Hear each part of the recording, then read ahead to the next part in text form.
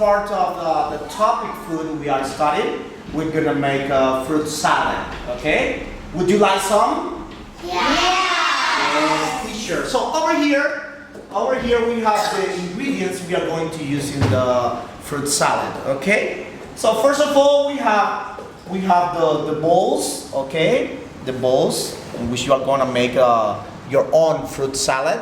We have spoons for you to mix the salad. And the first fruit we have is watermelon, okay? It's yummy, it's delicious. So we're gonna use it in this salad. We have some grapes, okay? We have mango, guava, oranges, okay? We also have some apples. They are quite important in this process, okay? Apples. Do you like apples? Yeah. Yes, teacher. We have this that is very popular in Vietnam. The name is dragon fruit. They are quite popular here. And also, we have yogurt, okay? The original yogurt, white yogurt, because we need it for the mix, okay? To make the mix that is going to dress our salad, okay?